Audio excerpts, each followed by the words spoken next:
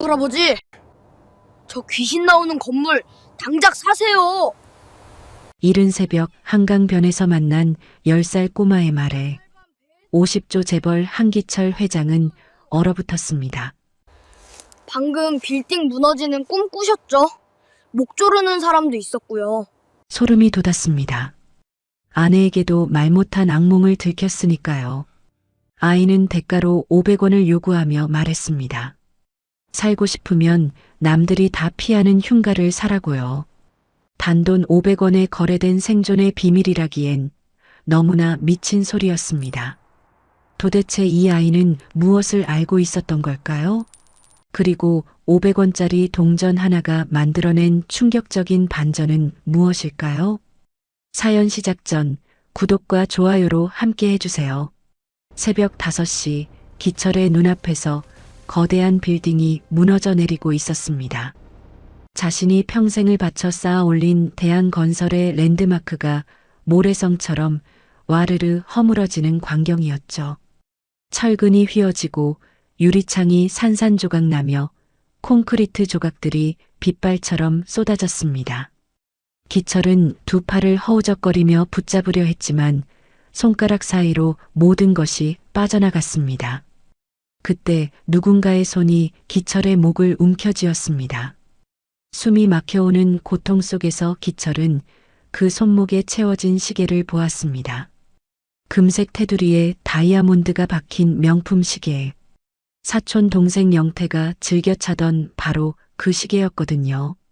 형님, 이제 그만 편히 쉬시죠. 귓가에 속삭이듯 스며드는 목소리가 등골을 타고 흘렀습니다. 분명 영태의 목소리였습니다. 평소 충성을 맹세하던 그 입술에서 흘러나온 말이라고는 믿기 어려웠습니다. 허? 기철은 외마디 비명과 함께 눈을 떴습니다. 심장이 갈비뼈를 부수고 튀어나올 것처럼 뛰었고 등줄기를 타고 흐른 식은 땀이 실크 잠옷을 축축하게 적시고 있었습니다.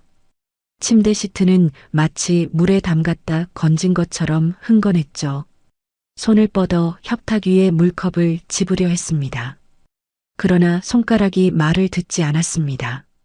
파킨슨병 환자처럼 심하게 떨리는 손이 컵을 스치자 유리잔이 바닥으로 떨어졌습니다.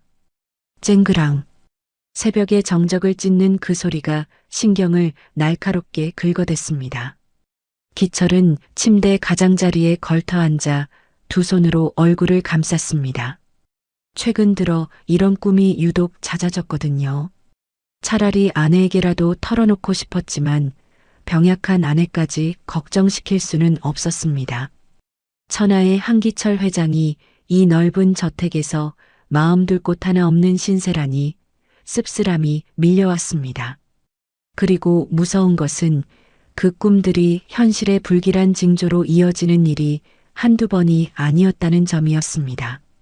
지난달 꿈에서 본 서류 뭉치는 일주일 뒤 실제로 분실되었고 그 전달 꿈에서 들은 이상한 전화벨 소리는 자신의 비서실에서 도청장치가 발견되는 사건으로 이어졌습니다. 다시 눈을 감는 것이 두려웠습니다. 기철은 몰래 저택을 빠져나왔습니다. 화려한 가운 대신 오래된 점퍼를 걸치고 이탈리아제 구두 대신 신발장 구석에 처박혀 있던 낡은 운동화를 신었습니다.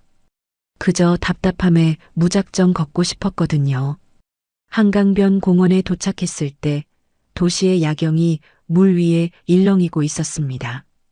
고층 빌딩의 불빛이 검은 강물 위로 금빛 비늘처럼 부서지고 저 멀리 건물들이 하늘을 찌르듯 솟아 있었죠. 이 화려한 도시의 상당 부분을 자신이 지었습니다. 하지만 그 불빛들이 오늘따라 자신의 무덤 위에 켜진 촛불처럼 느껴졌습니다. 기철은 벤치에 힘없이 주저앉았습니다. 주머니를 뒤적이다 손끝에 차가운 금속이 닿았습니다. 꺼내보니 500원짜리 동전 하나였습니다. 언제 들어갔는지도 모르는 동전이었죠. 내 인생이 이 동전 같구나. 처량한 혼잣말이 새벽 공기 속으로 흩어졌습니다. 앞면이 나오면 살고 뒷면이 나오면 죽는. 기철은 동전을 허공으로 튀어 올렸습니다. 은빛 동전이 가로등 불빛을 받아 반짝이며 회전했고 이윽고 바닥에 떨어져 대굴대굴 굴러갔습니다. 기철이 허리를 굽혀 동전을 쫓으려는 순간 어둠 속에서 작은 발 하나가 불쑥 나타나 동전을 탁 밟아 세웠습니다. 고개를 드니 10살쯤 되어 보이는 남자아이가 쪼그려 앉아 자신을 올려다보고 있었습니다. 낡은 후드 점퍼 소매가 닳아 솜이 삐져나와 있었고 운동화 뒷굽은 한쪽으로 기울어 있었습니다. 하지만 그 눈빛만은 예사롭지 않았습니다. 마치 세상의 모든 비밀을 꿰뚫어 보는 듯한 묘하게 깊은 눈이었거든요. 이 녀석 비켜라. 기철이 손을 뻗었지만 아이는 발을 치우지 않았습니다. 오히려 고개를 갸웃거리며 대뜸 물었습니다. 할아버지, 방금 무너지는 꿈 꾸셨죠? 기철의 손이 허공에서 얼어붙었습니다. 심장이 쿵하고 내려앉는 느낌이었습니다. 그것도 아주 와장창 무너지는 꿈이요. 누가 목을 조르지는 않았나요? 아이의 목소리는 담담했지만 그 말 한마디 한마디가 기철의 척추를 타고 서늘하게 스며들었습니다. 아무에게도 말하지 않은 꿈 내용을 처음 보는 아이가 정확히 맞춘 것이었습니다. 팔뚝에 소름이 돋았습니다. 니놈 뭐하는 놈이냐? 무당집 아들이냐? 기철의 목소리가 떨렸습니다. 아이는 피식 웃었습니다. 아니요. 그냥 관찰력이 좋은 거예요. 우연이라고 칠게요. 아이는 밟고 있던 500원 동전을 집어들어 기철의 눈앞에서 흔들었습니다. 이 확률 게임 제가 100% 승률로 바꿔드릴까요? 기철은 홀린 듯 물었습니다. 어떻게? 이 500원 저 주시면 살 길을 팝니다. 아이의 표정이 진지해졌습니다. 안 그러면 곧 돌아가실 거예요. 섬뜩한 예언이었습니다. 기철은 불쾌함을 느끼며 자리를 박차고 일어났습니다. 한낱 거짓 꼬마에게 이런 말을 들을 처지가 아니었거든요. 그러나 아이가 툭 던진 한마디에 발이 묶이고 말았습니다. 회사의 도청기 못 찾으셨죠? 기철이 급히 뒤돌아보았습니다. 심장이 쿵쾅거렸습니다. 최근 자신이 느끼던 감시의 시선, 누군가 자신의 모든 움직임을 지켜보고 있다는 불안감을 이 아이가 알고 있었습니다. 아이가 조용히 다가와 속삭였습니다. 할아버지 주변엔 지금 귀가 너무 많아요. 유일하게 귀가 없는 곳으로 도망쳐야 해요. 기철은 침을 꿀꺽 삼키며 물었습니다. 그게 어디냐? 아이는 손가락으로 북한산 자락을 가리켰습니다. 새벽 어스름 속에 검은 산 그림자가 도시의 불빛 위로 묵직하게 드리워져 있었습니다. 저기 산 밑에 있는 귀신 나오는 폐건물. 저걸 사세요. 당장요. 저 흉가를? 거긴 5년째 비어있는 건물이잖아. 그래서 안전한 거예요. 아이의 말은 황당했지만 이상하게 논리적이었습니다. 기철은 아이의 눈을 들여다보았습니다. 10살짜리 눈이라고는 믿기 어려운 깊이가 있었습니다. 그리고 무엇보다 살고 싶다는 본능이 가슴 깊은 곳에서 꿈틀거렸거든요. 오늘 밤이 지나면 늦어요. 벌써 사람들이 움직이기 시작했거든요. 아이가 쐐기를 박았습니다. 기철은 결심한 듯 주머니에서 휴대전화를 꺼냈습니다. 개인 비서가 아닌 아무도 모르는 비밀 자산관리인에게 전화를 걸었습니다. 지금 당장 북한산 폐건물 주인 찾아내. 가격은 부르는 대로 줘. 가계약금으로 세배를 송금할 테니 오늘 당장 열쇠부터 넘겨달라고 해. 네, 알겠습니다. 회장님, 단 내 이름 말고 차명으로. 지금 바로 계좌 보내서 오늘 안에 끝내. 통화를 끝낸 기철이 아이에게 손을 내밀었습니다. 자, 거래 성립이다. 건물 샀다. 아이는 동전을 건네받아 낡은 후드 주머니에 넣으며 만족스러운 미소를 지었습니다. 잘하셨어요. 그럼 오늘 밤 해지면 짐 싸서 거기로 오세요. 반드시 혼자 오시고요. 절대 들키면 안 돼요.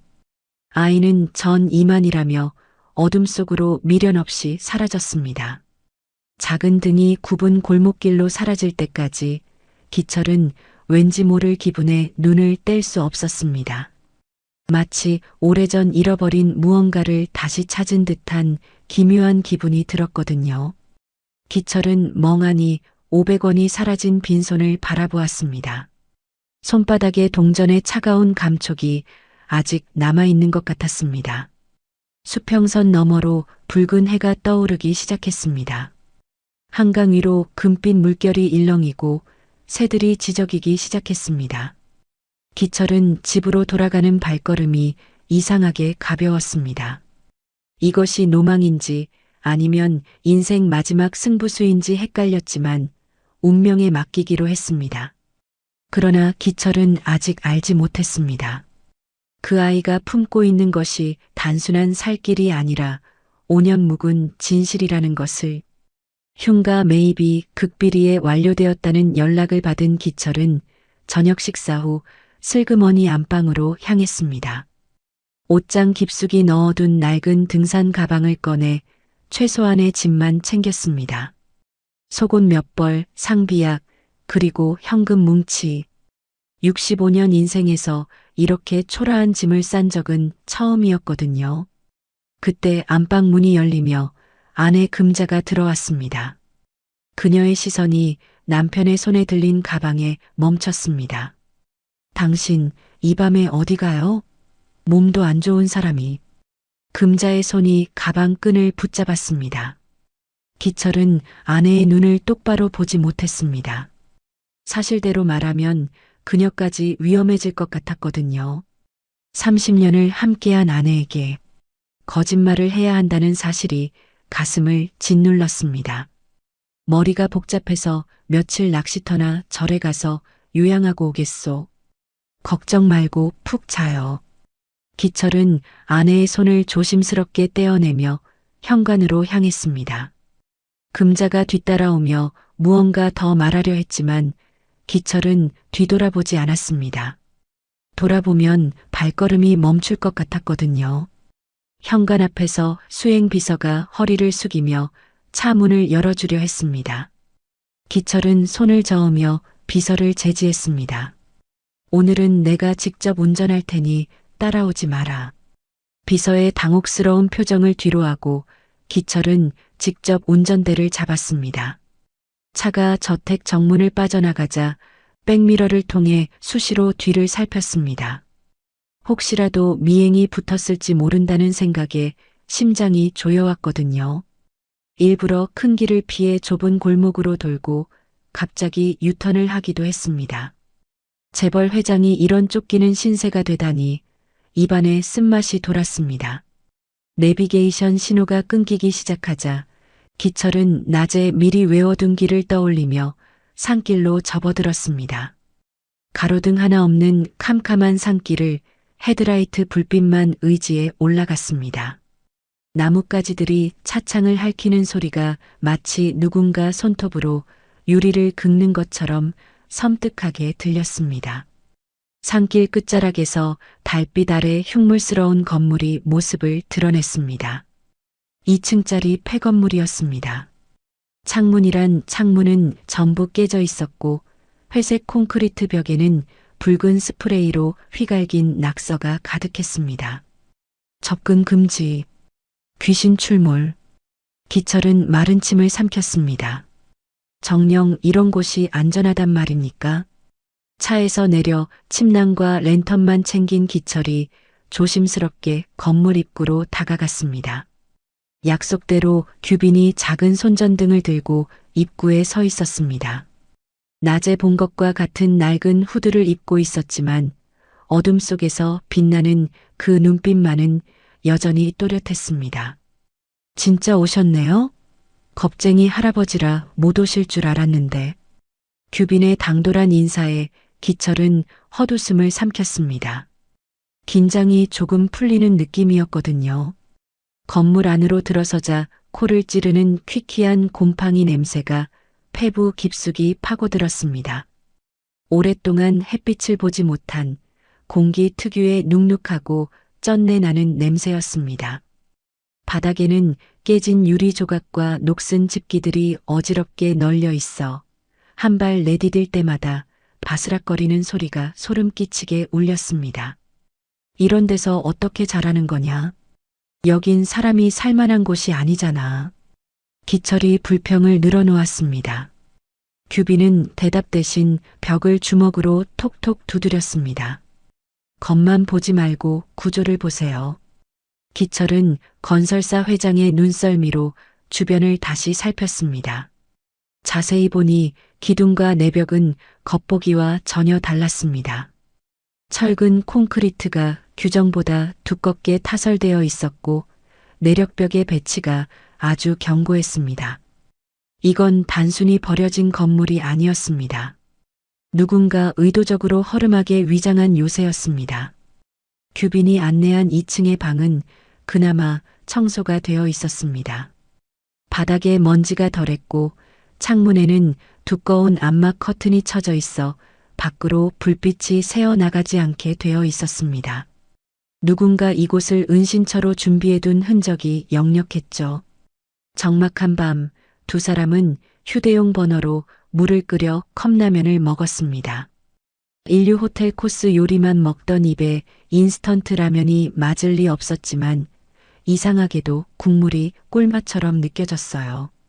어쩌면 살아있다는 안도감이 최고의 조미료였는지도 모르겠습니다. 뜨거운 국물을 호호 불며 마시던 기철이 문득 물었습니다. 너 부모님은 어디 계시냐? 이 밤에 왜 혼자 여기 있는 거야? 순간 규빈의 젓가락질이 멈췄습니다. 라면 국물에서 피어오르는 김 사이로 아이의 표정이 어둡게 가라앉았어요. 아빠는 아주 먼 곳으로 갔어요. 그 목소리에는 10살짜리가 품기엔 너무 깊은 슬픔이 배어 있었습니다. 기철은 더 이상 묻지 못했습니다. 그때였습니다. 건물 1층 어디선가 끼익하는 쇠 긁는 소리가 들려왔습니다. 녹슨 쇠가 콘크리트를 긁는 듯한 날카로운 소음이었어요. 기철의 등줄기에 소름이 돋았습니다. 저거 무슨 소리냐? 여기 우리 말고 누가 있냐? 기철의 목소리가 떨렸습니다. 규빈은 태연하게 라면을 후루룩 먹으며 대답했습니다. 그냥 쥐예요. 왕쥐. 하지만 기철의 불안은 가시지 않았습니다.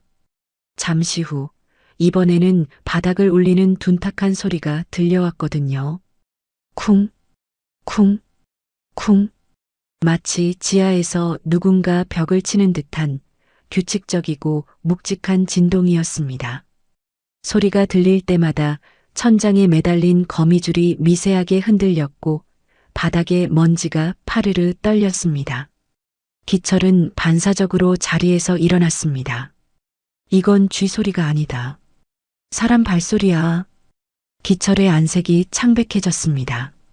귀신 출몰 지역이라는 소문이 단순한 헛소문이 아니었던 모양입니다. 난 못 있겠다. 나가야겠어. 기철이 황급히 짐을 챙겨 방문을 열려 하자 규빈이 재빨리 문 앞을 가로막았습니다. 작은 체구가 양팔을 벌려 문을 막아선 모습이 제법 단호해 보였어요. 비켜라. 귀신한테 홀려 죽을 순 없다.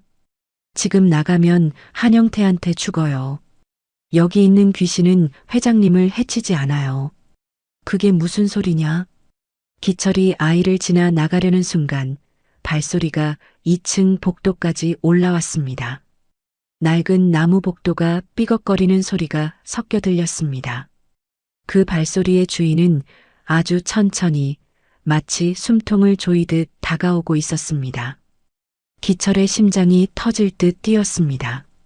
관자놀이의 핏줄이 욱신거렸고 손바닥에는 식은땀이 흥건했습니다.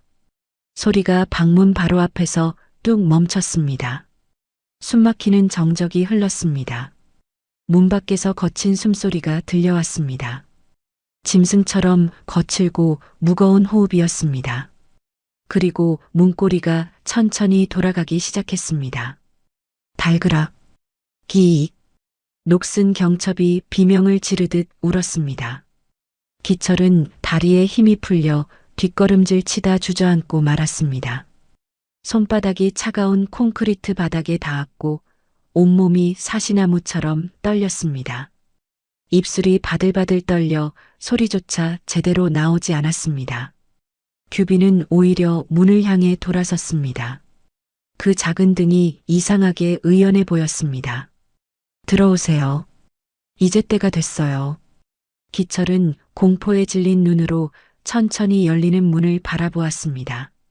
규빈이 겁에 질린 기철을 돌아보며 말했습니다. 회장님, 저건 귀신이 아닙니다. 아이의 눈에 묘한 빛이 스쳤습니다. 회장님을 지켜줄 사람이에요. 문이 완전히 열리고 어둠 속에서 한 사람의 실루엣이 모습을 드러내려는 순간이었습니다. 그 그림자의 정체가 기철의 모든 것을 뒤흔들 진실의 시작이라는 것을 아직 기철은 알지 못했습니다. 규빈이 열어준 방문 너머로 어둠 속에서 한 남자가 절뚝거리며 걸어 나왔습니다.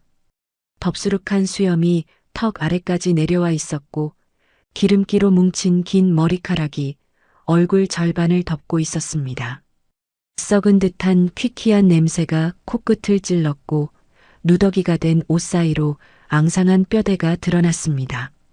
기철은 본능적으로 뒤로 물러서며 주위를 둘러보았습니다. 손에 잡힌 것은 다리가 부러진 낡은 의자였습니다. 그것을 번쩍 들어 올려 방어 자세를 취했습니다. 심장이 목구멍까지 차올라 터질 것 같았거든요. 그런데 이상한 일이 벌어졌습니다.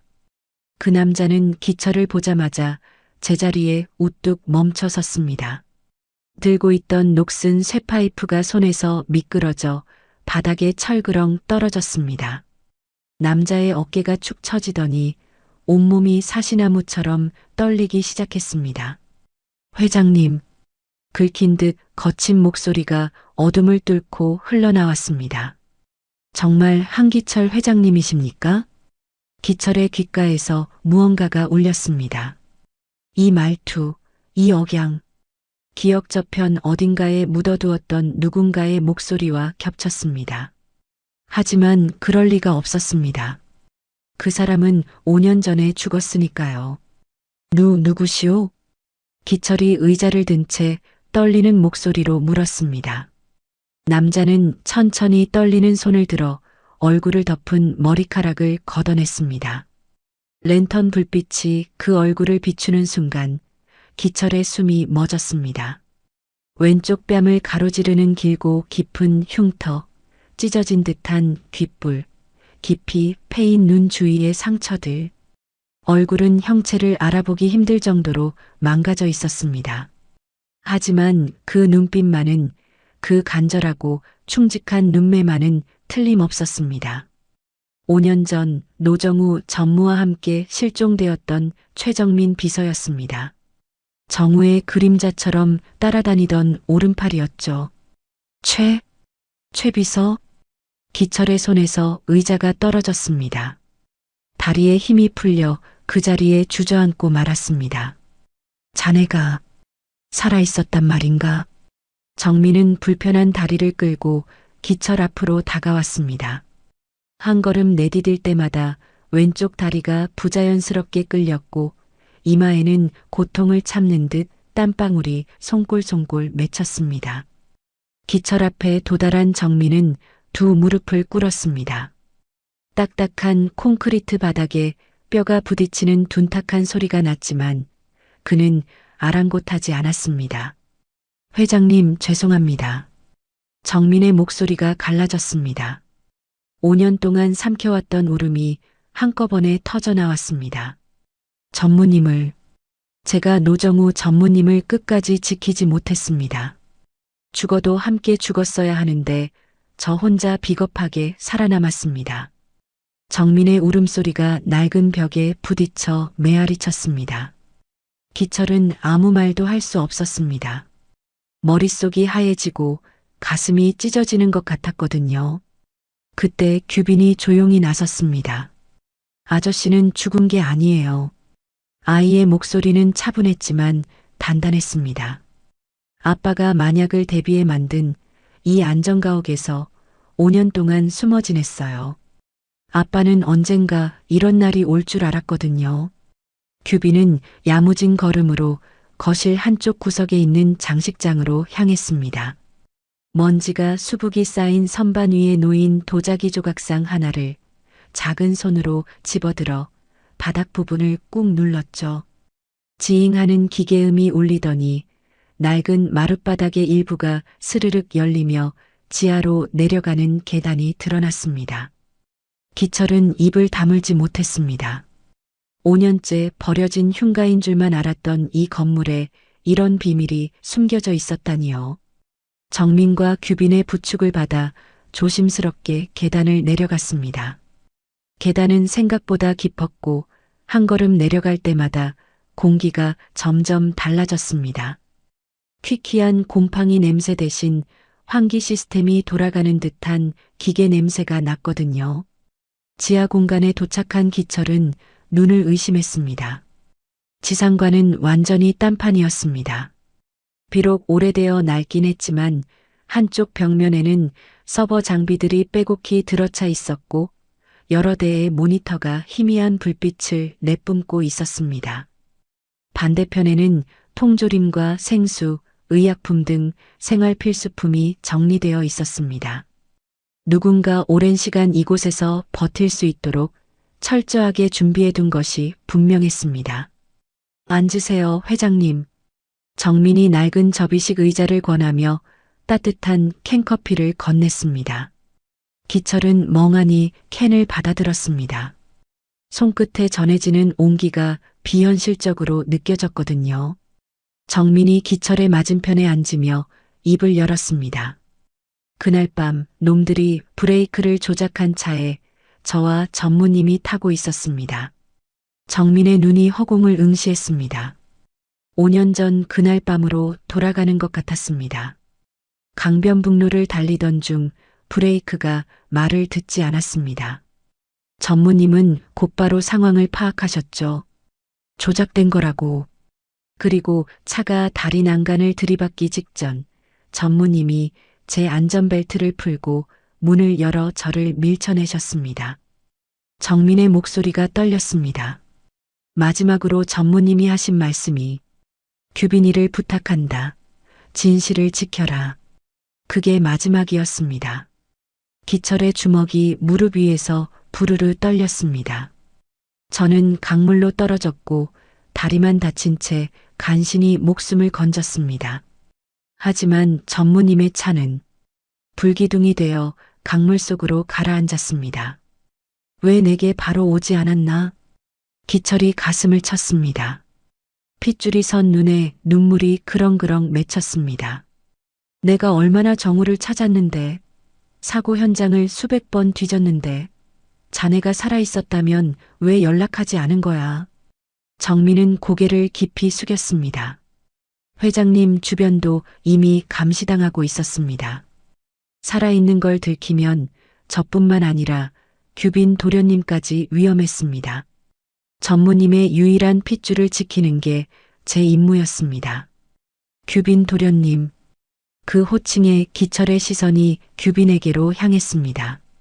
한강변에서 처음 만났을 때부터 느꼈던 묘한 기시감, 예사롭지 않던 그 눈빛의 정체가 비로소 풀리는 순간이었습니다. 규빈은 기철의 눈을 똑바로 바라보며 담담하게 말했습니다. 네, 노정우. 우리 아빠예요. 전 아빠 아들 노규빈이에요. 기철의 눈에서 눈물이 쏟아졌습니다. 그는 자신도 모르게 규빈을 와락 끌어안았습니다. 작고 마른 아이의 몸이 두 팔 안에 안겼습니다. 뼈가 만져질 정도로 앙상한 어깨, 제대로 먹지 못해 거친 머리카락. 기철의 심장이 쥐어짜이듯 아팠습니다. 정우의 아들이었다니. 그래서 눈빛이 그리 닮았었구나. 기철의 목소리가 갈라졌습니다. 내가 미안하다. 정말 미안하다.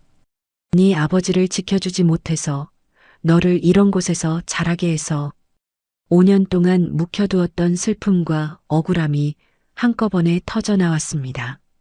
기철은 친자식보다 아꼈던 정우의 죽음이 사고사가 아니었다는 확신을 가지게 되었습니다. 누군가 의도적으로 그를 죽인 것이었습니다. 할아버지, 규빈이 기철의 품에서 빠져나오며 말했습니다. 아이의 눈가에도 눈물 자국이 있었지만 목소리만은 단호했습니다. 울 시간 없어요. 아빠가 남긴 숙제를 풀어야죠. 규빈이 컴퓨터 앞으로 다가가 고사리 같은 손으로 키보드를 능숙하게 두드렸습니다. 벽면 가득한 화이트보드에 불이 들어오고 여러 대의 모니터에 복잡한 도표와 숫자, 사진들이 떠올랐습니다. 이게 다 뭐냐? 기철이 휘둥그레진 눈으로 물었습니다. 정민이 불편한 다리를 끌며 화이트보드 앞으로 나섰습니다. 그의 눈에 날카로운 살기가 돌았습니다. 지난 5년간 이 지옥 같은 곳에서 모은 증거입니다. 전무님을 죽인 놈, 회사를 좀먹고 있는 놈, 그리고 회장님까지 노리는 놈. 전부 같은 인물입니다. 규빈은 낡은 서류 가방에서 곰팡이가 핀 가죽 수첩 하나를 꺼냈습니다. 오래되어 모서리가 닳고 표지가 바랜 수첩이었습니다. 정우가 사망 직전까지 들고 다니던 비망록이었죠. 기철은 떨리는 손으로 수첩을 받아들었습니다. 첫 장을 펼치자 익숙한 필체가 눈에 들어왔습니다. 정우야, 네가 대한건설의 미래다. 한기철. 자신이 10년 전 정우에게 써준 격려 문구였습니다. 눈물이 또 흘렀습니다. 다음 장부터는 회사의 자금 흐름에 대한 의문점들이 빼곡히 적혀 있었습니다.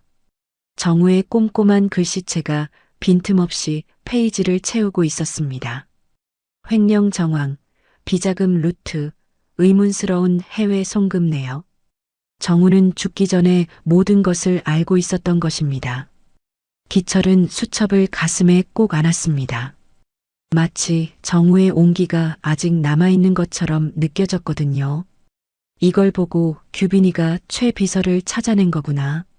정민이 고개를 끄덕였습니다. 이 건물 자체가 거대한 금고이자 증거 보관소입니다. 전무님이 생전에 만들어 두신 거죠. 놈들은 귀신 소문 때문에 5년 동안 얼씬도 못했고요. 규빈이 말을 이었습니다. 하지만 결정적인 증거 하나가 부족해요. 그래서 할아버지를 모셔온 거예요. 기철이 물었습니다. 그 결정적인 증거가 뭐냐? 회장님만 접속할 수 있는 마스터키 코드요. 그게 있어야 회사 내부망에 숨겨진 데이터에 접근할 수 있어요. 아빠가 찾던 결정적인 증거가 거기 있을 거예요. 기철은 주먹을 불끈 쥐었습니다. 손등의 핏줄이 울퉁불퉁 튀어나왔습니다. 내 손으로 회사를 망친 쥐새끼를 잡아야겠다. 보여다오. 그놈이 누군지. 정민이 비장한 표정으로 가장 큰 모니터의 전원을 켰습니다. 화면이 밝아지며 한 인물의 사진이 가득 떠올랐습니다. 그 얼굴을 본 순간 기철의 심장이 멈추는 것 같았습니다. 화면 가득 채운 그 인물은 다름 아닌 사촌 동생 영태였습니다. 30년 넘게 곁에서 그림자처럼 따라다니며 충성을 맹세하던 바로 그 얼굴이었거든요. 영태가. 기철의 입술이 파르르 떨렸습니다. 설마 영태가 그럴 리 없다. 걘 내 그림자 같은 놈이야. 내가 밥을 굶으면 걔도 굶었고 내가 잠을 못 자면 걔도 뜬 눈으로 밤을 샜어. 그런 놈이 나를 배신했다고? 기철은 고개를 세차게 저었습니다. 현실을 받아들일 수 없었습니다. 하지만 정민은 냉정하게 키보드를 두드렸습니다. 화면이 바뀌며 복잡한 도표와 숫자들이 나타났습니다. 회장님, 이건 한영태 부회장이 만든 페이퍼 컴퍼니 명단입니다. 정민의 목소리는 차갑게 가라앉아 있었습니다. 홍콩의 세계, 싱가포르에 2개, 전부 실체 없는 유령 회사입니다. 그리고 이건 자금 이체 내역이고요. 화면에 숫자들이 줄줄이 흘러내렸습니다. 기철의 눈이 그 숫자들을 쫓았습니다. 회장님이 병원에 입원하셨던 날, 해외 출장 가셨던 날, 휴가 내셨던 날, 그 날짜와 정확히 일치하는 날마다 거액의 회사 돈이 해외로 빠져나갔습니다. 5년간 빼돌린 금액만 4천억 원이 넘습니다. 규빈이 화면을 가리키며 덧붙였습니다. 그리고 그 돈은 다시 세탁되어 대한건설 주식을 야금야금 사들이는 데 쓰였어요. 전부 차명 계좌로요. 할아버지 모르게 회사 지분을 빼앗고 있었던 거예요. 기철의 손이 부들부들 떨렸습니다. 배신감이 뱃속에서 치밀어 올랐습니다. 그러나 진짜 충격은 그 다음이었습니다. 그리고 회장님, 정민이 잠시 말을 멈췄습니다. 그의 눈가가 붉어졌습니다. 노정우 전무님이 횡령범으로 몰렸던 그 사건 기억하십니까? 기철의 가슴이 철렁 내려앉았습니다. 5년 전 정우가 갑자기 회사 자금 100억 원을 빼돌렸다는 혐의를 받았던 사건이었습니다. 기철은 처음엔 믿지 않았습니다. 하지만 영태가 증거랍시고 내민 서류들과 눈물까지 흘리며 한 증언에 흔들렸죠. 결국 정우를 불러 추궁했고 정우는 아무 변명도 하지 않은 채 회사를 나갔습니다. 그리고 그날 밤 사고로 죽었습니다. 그 횡령 누명, 전부 한영태 부회장이 뒤집어 씌운 겁니다. 전무님은 오히려 부회장의 횡령을 눈치채고 증거를 모으고 계셨어요. 정민이 흐릿한 영상 하나를 재생했습니다. 화질이 좋지 않았지만 두 남자가 마주서서 격하게 말다툼하는 모습이 보였습니다. 정우와 영태였습니다. 이건 본사 지하 주차장 CCTV입니다. 전무님 사망 3일 전 영상이에요. 입모양을 분석해봤습니다. 화면 하단에 자막이 떴습니다. 형님을 속이는 건 그만두십시오. 회장님께 다 말씀드리겠습니다. 기철의 눈에서 눈물이 주르륵 흘러내렸습니다. 정우는 끝까지 자신을 지키려 했던 것입니다. 그리고 그 대가로 목숨을 잃었죠. 정민이 또 다른 사진들을 화면에 띄웠습니다. 영태가 으슥한 골목에서 험상궂은 남자들과 악수하는 사진, 고급 룸살롱에서 술잔을 부딪히는 사진, 봉투를 건네받는 사진들이 줄줄이 쏟아졌습니다. 조폭 출신 건설 브로커들입니다. 한영태 부회장은 이들과 손잡고 회장님 눈과 귀를 가린 채 뒤에서 왕 노릇을 해왔습니다. 기철은 가슴을 움켜쥐었습니다. 숨이 막혔습니다. 다리에 힘이 풀려 의자에 털썩 주저앉았습니다. 내가 호랑이 새끼를 키웠구나. 기철의 목소리가 갈라졌습니다. 정우가 죽을 때도 내가 영태놈 말만 믿고 수사를 덮었어. 정우야 미안하다. 이 어리석은 늙은이가 네 원수를 품에 안고 있었구나. 규빈이 조용히 다가와 물 한 잔을 건넸습니다. 아이의 손은 작았지만 따뜻했습니다. 자책하지 마세요, 할아버지. 아빠도 할아버지를 원망한 적 없어요. 지금이라도 바로잡으면 돼요. 기철은 규빈의 얼굴을 바라보았습니다. 정우의 눈을 닮은 그 맑은 눈에서 힘을 얻었습니다. 정민이 다시 입을 열었습니다.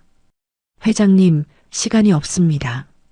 현재 한영태가 확보한 우호 지분이 과반에 육박합니다.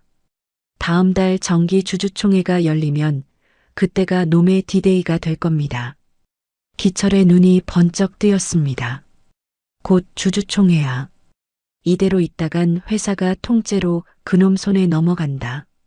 기철이 벌떡 일어났습니다. 하지만 정민이 고개를 저었습니다. 현재 확보한 증거만으로는 법적 공방에서 시간이 오래 걸립니다. 당장 한영태를 끌어내릴 명분과 현장성이 필요합니다. 기철은 잠시 생각에 잠겼다가 입을 열었습니다. 집에 다녀와야겠다. 규빈과 정민이 동시에 반대했습니다. 위험합니다, 회장님. 할아버지, 지금 나가시면 안 돼요. 하지만 기철은 단호했습니다. 내 개인 금고에 영태가 절대 건드리지 못하는 비밀 장부 원본과 인감 도장이 있다. 그걸 가져와야 증거가 완벽해져. 그리고 기철의 눈에 도끼가 서렸습니다. 내 눈으로 영태놈이 나를 어떻게 대하는지 그 가면을 직접 확인하고 싶다. 규빈은 잠시 기철의 눈을 들여다보았습니다. 그리고 한숨을 내쉬며 말했습니다. 그럼 딱 1시간이에요. 그 이상 지체하면 놈들이 눈치챌 거예요. 정민이 주머니에서 낡은 폴더폰을 꺼내 기철에게 건넸습니다.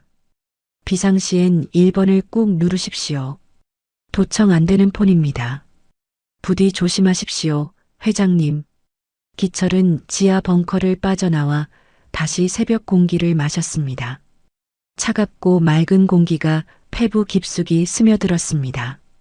들어올 때의 두려움은 온데간데 없이 사라지고 복수심과 전의가 가슴속에서 불타올랐습니다.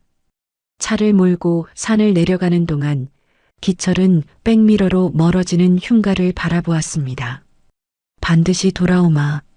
도심으로 진입하자 화려한 네온 사인이 눈에 들어왔습니다. 자신이 평생을 바쳐 일군 제국이었습니다. 하지만 이제 그곳이 적들의 소굴처럼 느껴졌습니다. 어느 건물에 적이 숨어 있는지, 어느 골목에서 감시의 눈이 번뜩이는지 알 수 없었거든요. 본가 저택에 도착한 기철은 대문 앞에서 잠시 멈췄습니다. 경호원들이 고개를 숙여 인사했지만 그 눈빛이 예전과 달랐습니다. 충성스러움 대신 묘하게 건방진 기색이 스쳐 지나갔습니다. 기철은 모른 척 현관으로 들어섰습니다. 집안 공기가 차갑게 가라앉아 있었습니다. 마치 폭풍 전야처럼 고요했습니다. 기철은 곧장 안방으로 향했습니다. 옷장 뒤에 숨겨둔 금고 앞에 서서 비밀번호를 누르려는 순간 등 뒤에서 인기척이 느껴졌습니다. 형님, 낚시 가신다더니 벌써 오셨습니까? 익숙한 목소리였습니다. 기철이 천천히 뒤를 돌아보았습니다. 영태가 어둠 속에서 걸어 나오고 있었습니다. 한 손에는 붉은 와인이 담긴 잔이 들려 있었고 얼굴에는 비릿한 미소가 걸려 있었습니다. 예전에는 다정해 보였던 그 미소가 이제는 독사의 혀처럼 느껴졌습니다. 기철은 태어난 척 연기했습니다. 물건 하나를 두고 가서 말이다. 왜 내가 내 집에 오는 게 불만이냐? 영태가 와인을 한 모금 마시며 천천히 다가왔습니다. 불만이라니요. 다만 형님이 요즘 깜빡깜빡하시니 걱정돼서 그렇습니다. 새벽에 혼자 나가셨다가 이 이른 아침에 또 들어오시고 검진이라도 받아보셔야 하는 거 아닙니까? 그 말투에 숨겨진 조롱이 느껴졌습니다. 기철은 영태의 눈을 똑바로 쳐다보았습니다. 지하 벙커에서 본 증거들이 뇌리를 스쳤습니다. 그 눈 뒤에 숨겨진 탐욕과 사리가 이제는 선명하게 읽혔습니다. 걱정 마라. 내 정신은 아주 맑으니까. 기철은 금고를 열어 서류 봉투 하나를 챙긴 뒤 획 돌아섰습니다. 방문을 나서려는 그때 영태의 다음 말이 그의 발목을 붙잡았습니다. 형님, 그 서류 봉투 안에 뭐가 들었는지 제가 좀 봐도 되겠습니까? 영태의 목소리가 달라져 있었습니다. 가면 뒤에 숨겨두었던 날카로운 이빨이 비로소 드러나기 시작한 것이었죠. 기철이 서류 봉투를 품에 안고 서재를 나서려는 순간 영태가 손가락을 튕겼습니다. 그러자 거실에 대기하고 있던 건장한 양복쟁이 4명이 일제히 움직여 기철을 둘러쌌습니다. 검은 정장에 검은 넥타이, 귀에는 무전기 이어폰이 꽂혀 있었습니다. 기철이 고용한 경호원들이 아니었습니다. 이게 무슨 짓이야? 기철이 호통쳤습니다. 하지만 영태는 더 이상 존경하는 척 연기하지 않았습니다. 그의 얼굴에서 30년간 써왔던 충직한 동생의 가면이 벗겨지고 있었습니다. 입꼬리가 비틀어지며 섬뜩한 미소가 번졌거든요. 영태가 탁자 위에 서류 뭉치를 던졌습니다. 철썩 소리와 함께 종이들이 흩어졌습니다. 형님이 북한산 흉가 건물 산 거 다 압니다. 기철의 심장이 철렁 내려앉았습니다. 회사 돈 횡령해서 무당한테 가져다 바치려고 하셨죠? 요즘 굿도 자주 다니신다면서요? 기철은 기가 막혔습니다. 내 돈으로 산 거야. 투자 가치 때문에. 치매입니다. 영태가 말을 잘랐습니다. 그 목소리는 냉혹했습니다. 귀신 들린 건물을 산다는 것 자체가 판단력이 흐려졌다는 완벽한 증거죠. 형님 요즘 새벽마다 혼자 나가시고 비서 없이 움직이시고 이상한 곳에 돈을 쓰시고 이게 정상으로 보이십니까? 영태가 양복 안주머니에서 서류 한 장을 꺼내 흔들었습니다. 진단서였습니다. 알츠하이머 및 심신미약 진단서. 국내 최고 대학병원 신경정신과 권위자가 작성한 겁니다. 물론 제가 미리 부탁해둔 분이시죠. 기철의 눈이 휘둥그레졌습니다. 이 진단서면 주주총회에서 형님의 의결권은 정지됩니다. 그리고 형님은 요양병원 VIP 병동으로 모시게 될 겁니다. 영태가 한 걸음 다가왔습니다. 와인 냄새와 함께 도끼 서린 숨결이 기철의 얼굴에 닿았습니다. 영원히요. 기철은 분노로 온몸이 떨렸습니다. 손에 쥔 서류 봉투가 구겨질 정도로 주먹을 불끈 쥐었습니다. 내 이놈, 내가 널 어떻게 키웠는데. 기철이 영태에게 달려들려 했습니다. 하지만 양복쟁이들이 재빠르게 기철의 팔을 붙잡아 움직임을 막았습니다. 65세 노인의 힘으로는 젊은 장정 넷을 당해낼 재간이 없었습니다. 형님 부친께서 돌아가시고 내 부친이 사업을 말아먹었을 때 형님이 저를 걷어주셨죠. 영태가 와인을 한 모금 마시며 말했습니다. 평생 감사했습니다. 진심으로요. 하지만 형님, 감사와 욕심은 별개더라고요. 저도 이제 주인 노릇 좀 해보고 싶습니다. 그때 거실 TV에서 속보 자막이 흘러나왔습니다. 속보, 대한건설 한기철 회장, 무속 신앙에 심취해 회사 경영 손나. 주가 급락세. 기철의 얼굴 사진과 함께 자극적인 문구들이 화면을 가득 채웠습니다. 저건 제가 미리 안내했습니다. 내일 아침 신문 일면도 비슷한 기사가 나가게 될 거예요. 그 순간 기철의 스마트폰이 울렸습니다. 주거래 은행이었습니다. 회장님 죄송합니다. 검찰 요청으로 모든 계좌가 동결되었습니다. 내일 오전까지 해명 자료를 제출해 주셔야.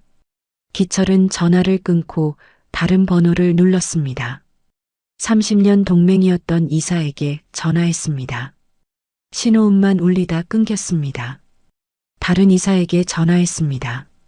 이번엔 받았지만 돌아온 대답은 차가웠습니다. 회장님 죄송합니다. 저희는 부회장님 뜻을 따르기로 했습니다. 뚜뚜. 일방적으로 끊긴 전화. 완벽한 고립이었습니다. 기철은 손에서 힘이 빠져 전화기를 떨어뜨렸습니다. 영태가 만족스러운 미소를 지었습니다. 내일 아침이면 모든 게 끝납니다. 오늘 밤은 방에서 조용히 주무시죠. 혹시 모르니 밖에서 문은 잠그겠습니다. 양복쟁이들이 기철을 안방으로 끌고 갔습니다. 철컥. 문이 잠기는 소리가 들렸고 창문 아래로 경호원들이 배치되는 것이 보였습니다. 기철은 침대에 주저앉아 머리를 감싸쥐었습니다. 규빈이 말이 맞았어. 놈들은 이미 다 준비하고 있었어. 절망이 파도처럼 밀려왔습니다. 65년 인생에서 이렇게 무력하게 느껴진 적은 처음이었거든요. 그때 방문이 조용히 열렸습니다. 기철이 고개를 들자 안에 금자가 서 있었습니다. 손에는 비상 열쇠가 들려 있었고 얼굴은 사색이 되어 있었죠. 여보, 빨리요. 금자의 목소리가 떨렸습니다. 저 사람들이 당신 내일 정신병원에 강제 입원시킨대요. 영태 씨가 말하는 걸 들었어요. 금자가 기철의 손을 잡아 끌었습니다.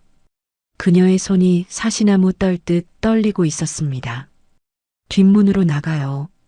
정원 끝에 개구멍 있잖아요. 거기로 빠져나가면 뒷골목으로 연결돼요. 금자가 자신의 핸드백에서 봉투 하나와 차키를 꺼내 기철에게 쥐어주었습니다. 내 비상금이에요. 그리고 이건 내 차키. 뒷골목에 세워뒀어요. 기철은 아내의 얼굴을 바라보았습니다. 30년을 함께한 아내였습니다. 주름진 얼굴, 희끗희끗한 머리카락 하지만 그 눈만은 여전히 신혼 때처럼 자신을 걱정하고 있었습니다. 당신은 어떡하고? 난 괜찮으니 어서 가요. 당신이 살아야 우리도 살아요. 기철은 아내의 손을 꼭 쥐었습니다. 검버섯이 핀 손등, 마디마디 굵어진 손가락. 평생 자신 뒤에서 묵묵히 내조해온 손이었습니다. 꼭 데리러 오겠소. 반드시. 기철은 신발도 제대로 못 신은 채 뒷문으로 뛰쳐나갔습니다. 정원을 가로질러 담장 끝으로 달렸습니다. 심장이 터질 것 같았고 무릎이 시큰거렸습니다. 하지만 멈출 수 없었습니다. 개구멍을 빠져나가려는 순간 뒤에서 고함이 터졌습니다. 회장이 탈출했다. 당장 잡아. 손전등 불빛이 정원을 훑기 시작했습니다. 기철은 엉금엉금 개구멍을 빠져나가 뒷골목으로 뛰었습니다. 칠흑 같은 어둠 속에서 65세 노인이 숨을 헐떡이며 달렸습니다. 양복 바지가 찢어지고 구두 한 짝이 벗겨졌지만 돌아볼 여유조차 없었죠. 주머니에 손을 넣어 보았습니다. 텅 비어 있었습니다. 문득 한강변에서 만난 그 아이에게 건넨 500원짜리 동전이 떠올랐습니다. 그 작은 동전 하나가 과연 자신을 살려줄 수 있을까요? 아내의 차에 올라타 시동을 걸었습니다. 평소 금자가 봉사활동이나 시장을 다닐 때 사람들의 눈을 피하려 타던 평범한 회색 세단이었습니다. 항상 기사가 관리하던 최고급 세단과는 전혀 다른 거친 엔진 진동이 핸들을 타고 전해졌습니다. 기철은 익숙지 않은 좁은 운전석 시트를 억지로 뒤로 밀며 엑셀을 잇는 힘껏 밟았어요. 차가 골목을 빠져나가자마자 뒤에서 검은 차량 2대가 따라붙었습니다. 도심 한복판에서 추격전이 벌어졌죠. 기철은 규빈이 했던 말을 떠올렸습니다. 밖은 한영태 세상이지만 이 건물 안은 제 세상이에요. 갈 곳은 오직 하나, 흉가뿐이었습니다. 그곳만이 유일한 요새이자 반격의 기지였거든요. 기철은 핸들을 급하게 꺾어 차량 통행이 많은 번화가로 파고들었습니다. 화려한 외제차들 틈에 섞이면 이 평범한 회색 차는 보호색을 띤 것처럼 눈에 띄지 않을 테니까요. 젊은 시절 건설 현장을 누비던 감각이 살아났습니다. 좁은 골목으로 파고들고 갑자기 방향을 틀고 일방 통행길을 역주행했습니다. 기철은 택시 정류장에 차를 버리고 뛰어내렸습니다. 근처 편의점에서 모자를 사서 눌러 쓴 뒤 택시를 잡아탔어요. 북한산 입구로 가주십시오. 최대한 빨리 부탁드립니다. 택시를 2번 더 갈아타고 마지막에는 야산을 기어 올랐습니다. 나뭇가지에 얼굴이 긁히고 돌부리에 발이 채였습니다. 하지만 멈출 수 없었습니다. 멀리서 흉가의 실루엣이 보였습니다. 달빛 아래 검게 솟아있는 그 건물이 지금은 세상에서 가장 따뜻한 집처럼 느껴졌습니다. 흉가 입구에 도착한 기철은 탈진하여 쓰러지듯 문을 두드렸습니다. 규빈아, 최비서. 문이 열리고 규빈이 뛰어나왔습니다. 아이의 얼굴에 안도와 걱정이 뒤섞여 있었습니다. 할아버지, 무사하셨군요. 정민이 달려와 기철을 부축했습니다. 지하 벙커로 돌아온 기철의 모습은 처참했습니다. 화려한 양복은 흙투성이가 되었고 명품 구두 한 짝은 도망치다 벗겨졌습니다. 바지 무릎은 찢어져 피가 배어 있었고 얼굴에는 나뭇가지에 긁힌 상처가 나 있었습니다. 하지만 기철의 눈빛은 그 어느 때보다 형형하게 빛났습니다. 놈들이 내가 미쳤다고 소문을 냈더구나. 기철이 이를 악물었습니다. 그래, 좋다. 제대로 미친 개가 되어 물어뜯어 주마. 지하 벙커의 모니터들이 일제히 켜졌습니다. 본격적인 전쟁의 서막이 오르고 있었습니다. 우웅하는 기계음과 함께 벙커의 모니터들이 푸른 빛을 뿜어내고 있었습니다. 기철은 숨이 턱까지 차올라 폐가 터질 것 같았지만 바닥에 주저앉지 않았습니다. 대신 떨리는 다리로 테이블을 짚고 버텼죠. 지금 주저앉으면 다시는 일어날 수 없을 것 같았거든요. 할아버지, 이거라도 드세요. 당이 떨어지면 머리가 안 돌아가요. 규빈이 편의점 봉투에서 찌그러진 단팥빵 하나와 우유를 건넸습니다. 기철은 빵 봉지를 뜯어 거칠게 입안으로 밀어 넣었습니다. 맛을 느낄 새도 없었습니다. 그저 전투를 앞두고 연료를 채워 넣는 심정이었죠. 우유로 퍽퍽한 빵을 넘기며 기철이 눈을 번뜩였습니다. 그래, 배도 채웠으니 이제 밥값 해야지. 바로 시작하자. 기철의 재촉에 규빈의 손가락이 키보드 위를 춤추듯 움직였습니다. 이건 아빠가 남긴 비자금 추적 알고리즘이에요. 화면에 복잡한 코드들이 스쳐 지나갔습니다. 아빠가 만든 미완성 프로그램이었어요. 마지막 키 코드가 없으면 작동하지 않았죠. 규빈이 잠시 타이핑을 멈추고 기철을 돌아보았습니다. 제가 지난 5년간 수학을 공부해서 그 키를 완성했어요. 아빠가 못다한 일을 제가 끝내려고요. 10살짜리 아이의 눈에 5년간의 외로움과 집념이 담겨 있었습니다. 기철의 가슴이 찢어지는 것 같았습니다. 이 어린아이가 아버지의 복수를 위해 얼마나 이를 악물고 버텨왔을까요? 규빈이 엔터키를 쳤습니다. 기철이 금고에서 가져온 비밀 장부 데이터와 벙커에 저장된 자료가 결합하기 시작했습니다. 화면에 복잡한 수식들이 소용돌이 치더니 이윽고 붉은색 경고창이 떴습니다. 한영태 비자금 최종 경로 확인됨. 기철의 심장이 쿵쾅거렸습니다. 화면에 숫자들이 폭포처럼 쏟아져 내렸습니다.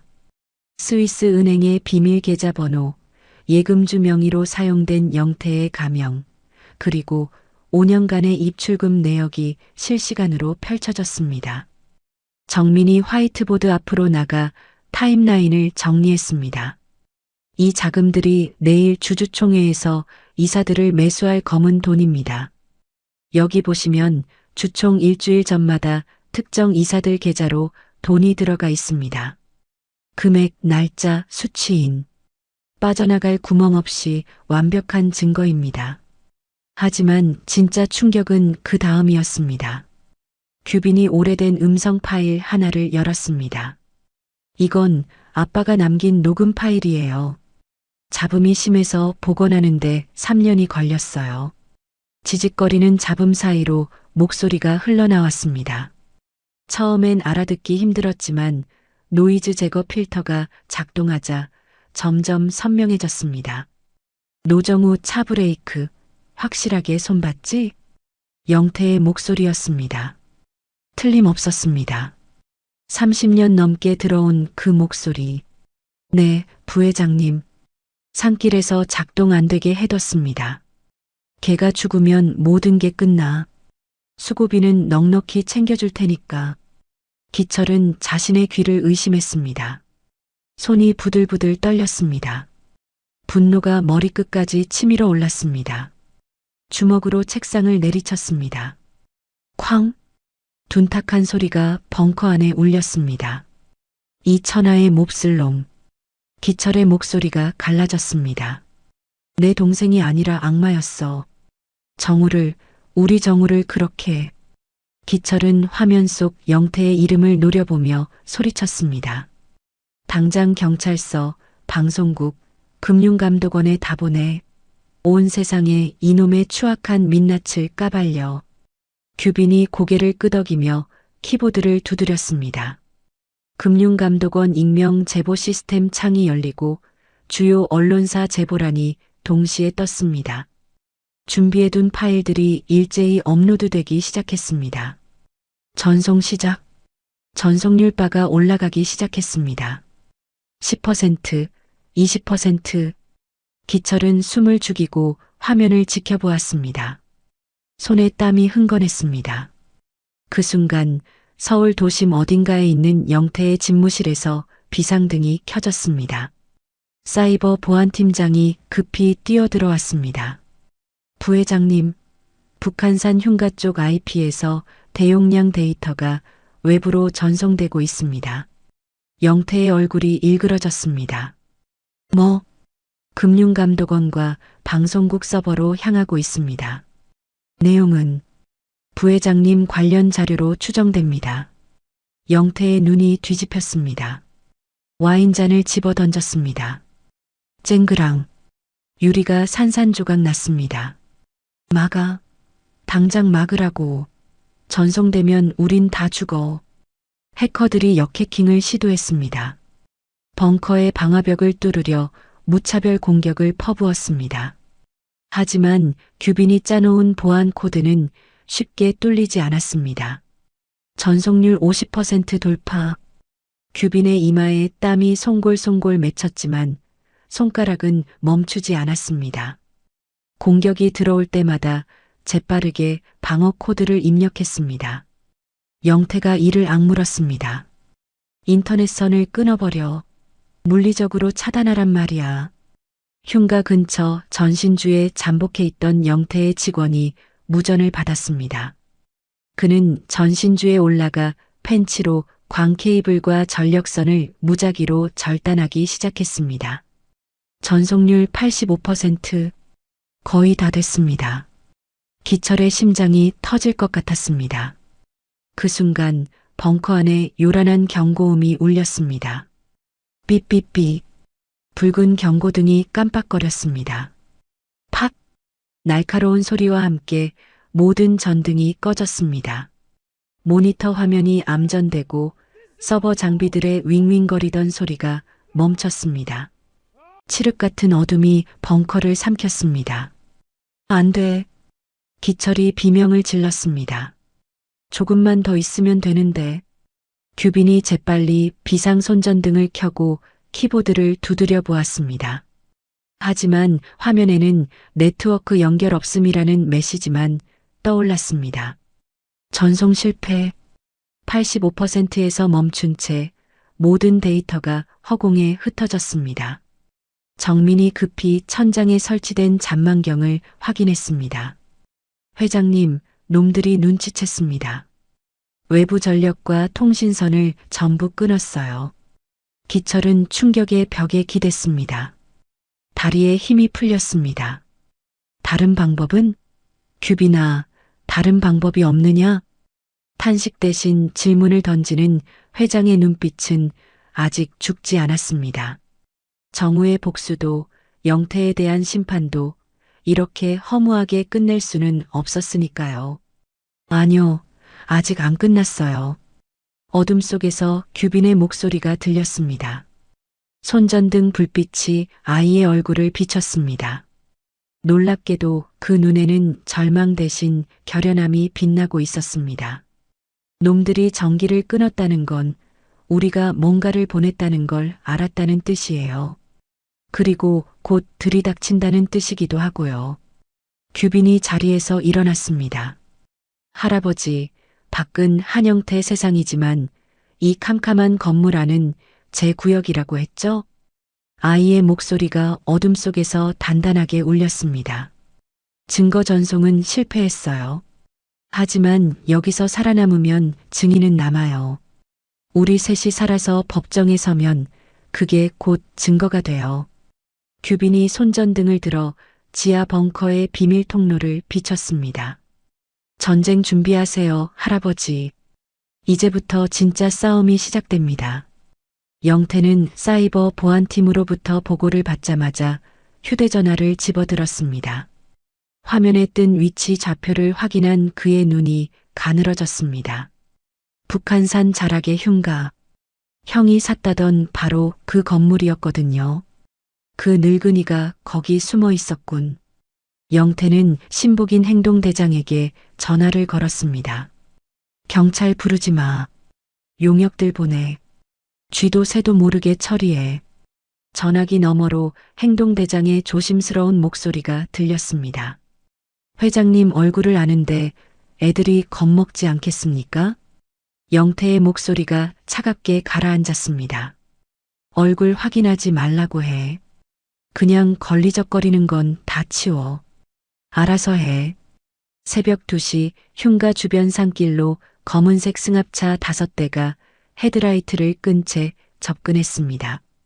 엔진 소리를 죽이고 천천히 굴러온 차들에서 건장한 남자들이 우르르 쏟아져 내렸습니다.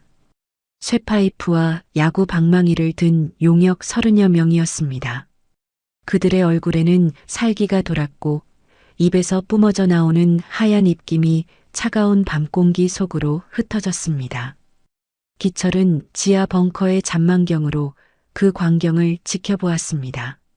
심장이 쿵쾅거렸습니다. 손에 식은땀이 흥건했습니다. 저 많은 놈들을 우리 셋이서 어떻게 당해. 절망이 목구멍까지 차올랐습니다. 65세 노인, 다리 절룩거리는 부상자, 그리고 10살짜리 아이.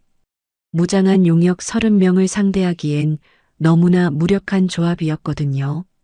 정민이 쇠파이프를 단단히 움켜쥐고 문 앞에 섰습니다. 불편한 왼쪽 다리가 떨렸지만 눈빛만은 물러서지 않았습니다. 제가 맡겠습니다. 두 분은 뒤로 물러나 계십시오. 규빈이 고개를 저었습니다. 아저씨, 힘으로 하면 1분도 못 버텨요. 머리를 써야죠. 아이는 흉가의 구석진 배전반으로 향했습니다. 녹슨 철판을 열자 숨겨진 레버가 나타났습니다.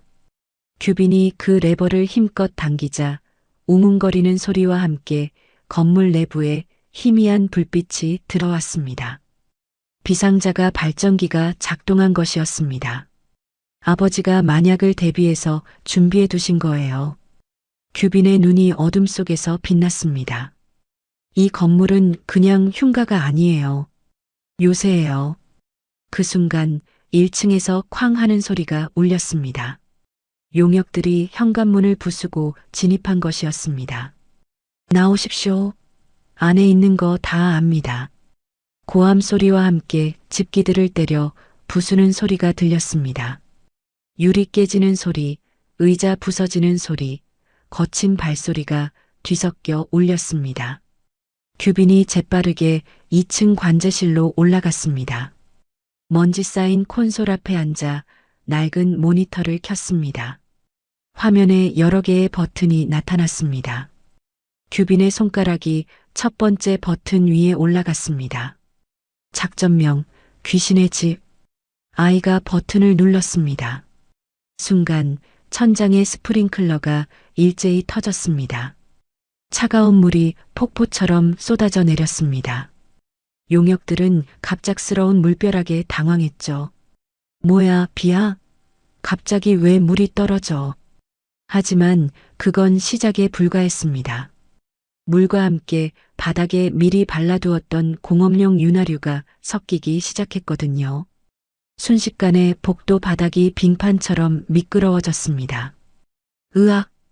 선두에 섰던 용역이 발을 헛디뎌 넘어졌습니다. 뒤따라오던 놈들이 그 위로 쓰러졌습니다. 도미노처럼 연쇄적으로 넘어지는 모습이 가관이었어요. 쇠파이프가 바닥에 뒹굴고 야구 방망이가 튕겨나갔죠. 욕설과 비명이 뒤섞였습니다. 규빈은 곧바로 두 번째 버튼을 눌렀습니다. 낡은 공조기 환풍구에 연결된 스피커가 최대 볼륨으로 켜졌습니다. 키에액, 쇠를 긁는 소리와 여자의 비명소리를 합성한 기괴한 소음이 건물 전체를 울렸습니다. 소리가 벽을 타고 메아리치며 사방에서 들려오는 것처럼 느껴졌습니다. 거기에 웅웅거리는 저주파 음향까지 더해져 심장을 압박했습니다. 용역들의 얼굴이 하얗게 질렸습니다. 진짜 귀신 소리다. 여기 귀신 나온다는 소문 진짜였어. 미신을 믿는 용역들이 패닉에 빠졌습니다. 규빈은 그 틈을 놓치지 않고 세 번째 버튼을 눌렀습니다. 복도 끝에 설치된 홀로그램 프로젝터가 작동했습니다. 스프링클러에서 뿜어져 나온 물안개 위로 하얀 형체가 떠올랐습니다. 소복을 입은 여자 귀신이 긴 머리카락을 늘어뜨린 채 허공에 둥둥 떠다니는 모습이었습니다. 가까이서 보면 조잡한 홀로그램이었지만 어둡고 물 쏟아지고 괴성이 울리는 공포 상황에서는 진짜처럼 보였습니다. 귀신이다. 살려줘. 용역 몇 명이 무기를 버리고 뒤도 돌아보지 않은 채 도망쳤습니다. 미끄러운 바닥에서 또 넘어지고 기어서라도 출구를 향해 달아났습니다. 지하 벙커에서 CCTV로 이 모습을 지켜보던 기철은 박장대소했습니다. 꼴 좋다. 배를 잡고 웃음이 터졌습니다.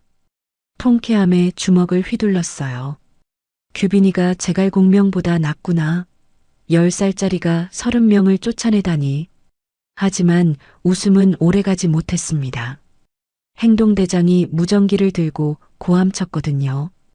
도망치지 마. 저거 다 가짜야. 프로젝터랑 스피커일 뿐이야. 다시 들어가. 행동대장이 도망치는 부하들을 걷어찼습니다. 독이 오른 그와 정예 멤버 여러 명이 다시 진입을 시도했습니다. 이번엔 바닥을 조심하며 벽을 짚고 천천히 움직였습니다. 2층으로 향하는 계단에 접근했습니다. 규빈의 손이 마지막 버튼 위에서 멈췄습니다. 아이의 이마에 땀이 송골송골 맺혔습니다. 이건 마지막 수단이에요. 계단 손잡이에 전선이 연결되어 있었습니다. 전기 충격 트랩이었습니다.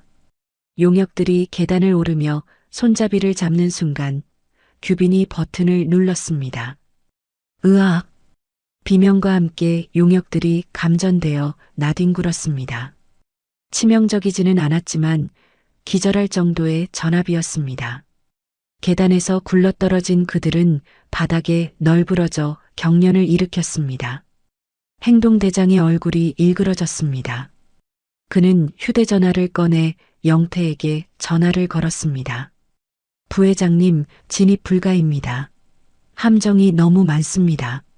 애들이 다 쓰러졌습니다. 전화기 너머로 영태의 이성 잃은 고함이 터졌습니다. 시간 없어. 주주총회가 코앞인데 못 들어가면 나오게 만들어. 어떡해요? 영태의 목소리가 악마처럼 차갑게 가라앉았습니다. 기름 부어. 연기로 질식시켜서 기어나오게 만들어. 행동대장이 주춤했습니다. 혹시 돌아가시면 어떡합니까? 한기철 회장님이시잖습니까? 타 죽으면 죽는 거고 살아서 나오면 즉시 정신병원에 데려가. 영태의 목소리에 광기가 서렸습니다. 둘 다 나쁘지 않으니까 당장 불 질러. 용역들이 승합차 트렁크에서 휘발유통을 꺼내왔습니다. 건물 주변으로 기름이 뿌려지기 시작했습니다. 매캐한 기름 냄새가 창문 틈으로 스며들었어요. CCTV로 밖을 지켜보던 규빈의 얼굴이 하얗게 질렸죠. 손에 든 컨트롤러가 바닥에 떨어졌습니다. 할아버지. 아이의 목소리가 처음으로 떨렸습니다. 놈들이 불을 지르려나 봐요. 기철과 정민의 표정이 굳어졌습니다. 통쾌했던 방어전이 순식간에 악몽으로 바뀌었습니다. 함정으로는 막을 수 없는 불이라는 절대적인 공포가 다가오고 있었습니다. 기철은 규빈의 어깨를 붙잡았습니다. 작고 마른 어깨가 사시나무처럼 떨리고 있었습니다. 아이의 눈가에 눈물이 맺혔습니다. 타 죽을 수도 있다는 공포가 엄습해 왔습니다. 하지만 기철은 이상하게 후회가 없었습니다.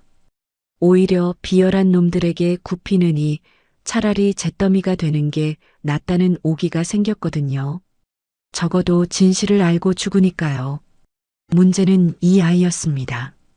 정우의 유일한 핏줄, 10살밖에 안 된 이 아이까지 여기서 끝나게 할 수는 없었습니다. 화염병이 1층 로비의 낡은 목재 바닥에 닿는 순간 펑 하는 소리와 함께 불길이 치솟았습니다. 휘발유를 머금은 나무가 순식간에 타올랐고 주황빛 화염이 허공을 하찼습니다. 오래된 건물이라 불은 마른 장작처럼 빠르게 번져나갔거든요. 매캐한 검은 연기가 계단을 타고 2층으로 올라오기 시작했습니다. 지하 벙커의 공기순환 장치도 전력이 끊기며 멈춰버렸습니다. 숨을 쉴 때마다 연기가 폐를 찌르는 듯 했습니다. 기철은 젖은 수건으로 입과 코를 막으며 물었습니다. 규빈아, 다른 탈출구는 없냐? 지하로 빠지는 길이라도. 규빈이 고개를 저었습니다. 아이의 얼굴이 그 으름으로 검게 얼룩져 있었습니다. 1층은 이미 불바다예요. 지하 통로도 1층을 거쳐야 해요. 막혔어요. 정민이 쇠파이프를 단단히 쥐고 일어섰습니다. 불편한 다리가 떨렸지만 눈빛만은 결연했습니다. 제가 놈들을 뚫겠습니다. 불길 속으로 뛰어들어서 길을 만들 테니 그 틈에 두 분은 도망치십시오. 기철이 정민의 팔을 붙잡았습니다. 안 돼. 다 같이 살아야지. 누구 하나 죽는 꼴은 못 본다. 정우도 그걸 원하지 않아. 정민의 눈에 눈물이 맺혔습니다. 5년 전 그날 밤 정우가 자신을 차 밖으로 밀어냈을 때도 똑같은 말을 했거든요. 다 같이 살자고. 인터넷은 끊겼고 스마트폰은 먹통이었습니다. 119에 전화할 방법도 없었습니다. 완벽한 고립이었습니다. 규빈이 연기 속에서 기침을 하며 벙커 구석을 둘러보았습니다. 그때 아이의 눈에 먼지 쌓인 상자 하나가 들어왔습니다. 천으로 덮여 있어 눈에 띄지 않았던 물건이었습니다. 천을 걷어내자 낡은 무선 송수신기가 나타났습니다. 아버지가 생전에 쓰던 것이었죠. 디지털은 막혔지만 규빈의 눈이 반짝였습니다. 아날로그 주파수는 못 막아요. 아이는 송수신기의 뒷면을 뜯어냈습니다. 오래되어 배선이 끊어진 곳이 있었습니다. 규빈은 떨리는 손으로 끊어진 선들을 연결하기 시작했습니다. 연기가 눈을 따갑게 했지만 멈출 수 없었습니다. 안테나 출력이 약해요. 이대로는 신호가 산을 못 넘어요. 규빈이 주변을 둘러보다 천장을 올려다보았습니다. 옥상으로 이어지는 굵은 구리선이 보였습니다. 피뢰침 연결선이었습니다. 저걸 안테나로 쓰면 규빈이 의자 위에 올라가 구리선을 뜯어냈습니다. 그리고 송수신기의 안테나 단자에 강제로 연결했습니다. 스파크가 튀었지만 아이는 개의치 않았습니다. 소리는 보낼 수 없어요. 마이크가 고장났거든요. 하지만 신호는 보낼 수 있어요. 규빈이 전원 스위치를 깜빡거리며 신호를 만들어 보았습니다. 하지만 금방 아이의 손이 멈췄습니다. 문제가 있어요. 저모스 부호를 몰라요. 그때 기철이 앞으로 나섰습니다. 비켜봐라. 내가 할게. 규빈이 의아한 눈으로 기철을 올려다보았습니다. 기철은 쓴웃음을 지었습니다. 젊을 때 건설 현장에서 일했어. 무전기 없을 때 쓰던 방식이다. 모스 부호는 몸에 배어 있지. 기철은 떨리는 손가락으로 전선 가닥을 잡았습니다. 접촉시키면 신호가 나가고 떼면 끊기는 원시적인 방식이었습니다. 스파크가 튀며 손가락 끝이 불에 댄 듯 뜨거웠지만 기철은 이를 악물었습니다. 수신이는 정해져 있었습니다. 노정우의 절친이자 낚시광인 조민혁 검사. 특수부 검사인 그는 1년에 딱 하루 정우의 기일에 흉가 근처 저수지를 찾곤 했습니다. 오늘이 바로 그날이었거든요. 기철은 간절한 마음을 담아 두드리기 시작했습니다. 같은 시각 산 아래 저수지 낚시터에서 민혁은 혼자 앉아 소주잔을 기울이고 있었습니다. 차가운 새벽 공기 속에서 하얀 입김이 피어올랐습니다. 옆에는 낚싯대 대신 낡은 군용 무전기가 놓여 있었습니다. 죽은 친구와의 추억이 담긴 물건이었거든요. 정우야, 벌써 5년이다. 민혁이 허공에 대고 중얼거렸습니다. 소주를 한 잔 땅에 부었습니다. 네 원수를 못 잡아줘서 미안하다. 증거가 없어서, 힘이 없어서, 못난 친구라 미안해. 그때 무전기에서 치지직하는 잡음이 들렸습니다. 민혁은 무심코 손을 뻗어 전원을 끄려 했습니다. 하지만 손가락이 스위치 위에서 멈췄습니다. 잡음 속에 일정한 규칙이 있었거든요. 이건 민혁의 눈이 커졌습니다. 군 시절 배웠던 기억이 되살아났습니다. 모스 부호, 귀를 무전기에 바짝 가져다 댔습니다. 신호는 간절하게 그리고 반복적으로 울리고 있었습니다. 민혁은 눈을 감고 소리에 집중하며 한 글자씩 해독하기 시작했습니다. 민혁의 심장이 쿵쾅거렸습니다. 이니셜을 조합해보던 그의 입에서 외마디 탄성이 터져 나왔습니다. 안, 기, 철, 대한건설 회장. 며칠 전 뉴스에서 치매에 걸렸다느니 무속에 빠졌다느니 하는 기사가 쏟아지던 그 사람이었습니다. 곧이어 들려온 신호는 더욱 충격적이었습니다. 화재, 도움. 민혁이 벌떡 일어났습니다. 소주병이 쓰러지며 땅에 쏟아졌지만 신경 쓸 겨를이 없었습니다. 회장님이 살아계신다. 위치는 신호의 강도를 분석했습니다. 방향은 북쪽, 산 위쪽이었습니다. 흉가다. 민혁은 즉시 휴대전화를 꺼내 자신이 지휘하는 특수수사팀에 비상 호출을 걸었습니다. 전원 집합. 위치는 북한산 폐건물. 소방차도 같이 불러. 다시 흉가 안. 상황은 급박하게 돌아가고 있었습니다. 불길이 2층 방문 앞까지 번졌습니다. 나무 문이 타들어가며 시뻘건 빛을 내뿜었고 열기가 방 안을 가득 채웠습니다. 얼굴이 화끈거릴 정도였습니다. 기철은 계속해서 신호를 보냈습니다. 손가락 고통이 참을 수 없을 만큼 아팠지만 멈출 수 없었습니다. 규빈과 정민을 번갈아 보며 이를 악물었습니다. 이 사람들을 살려야만 했거든요. 규빈은 연기를 마셔 심하게 기침하면서도 기철의 등을 받쳐주었습니다. 작은 손이 기철의 등을 쓸어내렸습니다. 할아버지, 조금만 더요. 제발 조금만 더. 아이의 목소리가 갈라졌습니다. 눈가에 눈물이 맺혔지만 연기 때문인지 슬픔 때문인지 알 수 없었습니다. 정민은 불길이 넘어오지 못하게 입구에 가구들을 쌓고 나뭇물을 뿌리며 필사적으로 버텼습니다. 불편한 다리로 절뚝거리면서도 멈추지 않았어요. 기철의 체력이 한계에 다다랐습니다. 시야가 흐려지고 팔에 힘이 빠졌습니다. 손가락이 더 이상 말을 듣지 않았습니다. 쓰러지려는 순간 송수신기에서 희미한 신호가 잡혔습니다. 오케이, 갑니다. 기철의 눈이 번쩍 뜨였습니다. 받았다. 응답이 왔어. 기철이 외쳤습니다. 늙은 회장의 연륜과 어린 천재의 기지가 만들어낸 기적이었습니다. 하지만 기쁨도 잠시였습니다. 쿠르릉 하는 소리와 함께 1층의 기둥 하나가 무너졌습니다. 발밑이 흔들리며 균형을 잃을 뻔했죠. 건물이 무너진다. 빨리 옥상으로. 정민이 소리쳤습니다. 불길이 방 안으로 들이닥치기 직전 세 사람은 깨진 창문을 통해 비상 사다리로 향했습니다. 녹슨 사다리가 삐걱거렸지만 선택의 여지가 없었습니다.